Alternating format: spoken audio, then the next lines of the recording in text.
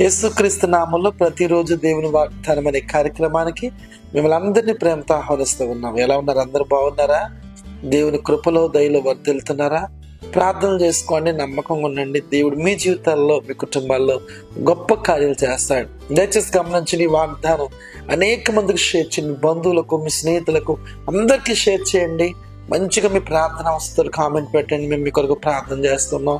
అనేక మంది దేశ విదేశాల్లో ఈ వాగ్దానాల ద్వారా దీవించబడుతున్నారు. అద్భుతాలు, ఆశ్చర్య కార్యాలు, గొప్ప కార్యాలు దేవుడు జరిగిస్తున్నాడు. ఈ రోజు కూడా అద్భుతమైన వాగ్దానం ప్రవహిస్తున్నారు. రండి వాగ్దానం చదువుకుందాం. 2వ తిమోతికి రాసిన పత్రిక 4వ అధ్యాయము 17వ వచనం. ప్రభువు నా ప్రక్కన నిలిచి నన్ను బలపరిచెను. ఇంతేం బిడ్డలారా, ఈరోజు ఎలాంటి పరిస్థితులు ఉండి, ఎక్కడ ఉండి వాగ్దానం వింటున్నారో, కష్టాల్లో, శ్రమల్లో, నిందల్లో, అవమానాల్లో, ఒంటరి జీవితంలో, ఒంటరి పోరాటంలో ఎవరు లేరు, ఆదరించేవారు లేరు, బలపరిచేవారు లేరు, సహాయం చేసేవారు లేరు, కన్నీరుతో ఉన్నారా? ప్రభు అంటున్నాడు, ఆయన నీ ప్రక్కన నిలబడి నిన్ను బలపరచబోతున్నాడట. ఎలాంటి పరిస్థితులు ఉన్నా కానీ ఈరోజు దేవుడిని కుడి ప్రక్కన నిలబడి నిన్ను బలపరచబోతున్నాడు, నీకు సహాయం చేయబోతున్నాడు. దేవుడని పక్షాన్ని నిలబడితే గొప్ప కార్యం జరుగుతాయి. దేవుడని పక్షాన్ని నిలబడితే ఆశ్చర్యమైన కార్యం జరుగుతాయి. దేవుడిని పక్షాన్ని నిలబడితే, దేవుడిని ప్రక్కన నిలబడితే ఘనమైన మేలులతో దేవుడు నింపుతాడు. ఈరోజు అక్కడ అన్ని కోల్పోయిన స్థితిలో ఉన్నావేమో, పాడైపోయిన స్థితిలో ఉన్నావేమో, బలహీనంగా ఉన్నావేమో, అనారోగ్యంతో ఉన్నావేమో, భయపడద్దు. దేవుని ప్రక్కన నిలబడి నిన్ను బలపరచబోతున్నాడు. ఆశ్చర్యమైన కార్యాలు, మహిమ కలిగిన కార్యాలు నీ జీవితంలో చూడబోతున్నాం.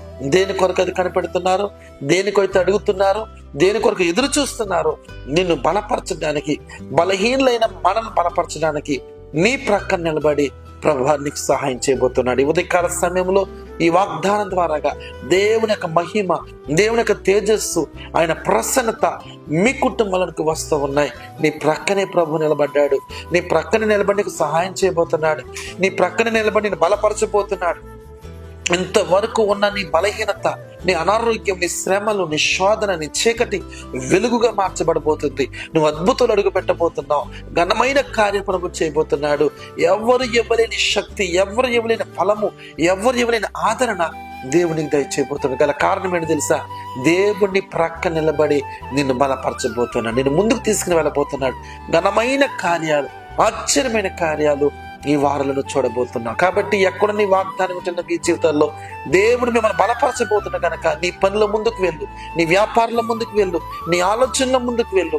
ప్రభువే నీ పక్షాన్ని నిలబడి నేను బలపరచబోతున్నాడు, నీకు సహాయం చేయబోతున్నాడు. ప్రార్థన చేసుకుందాం. ప్రేమ గల తండ్రి, నీకు వందనాలు.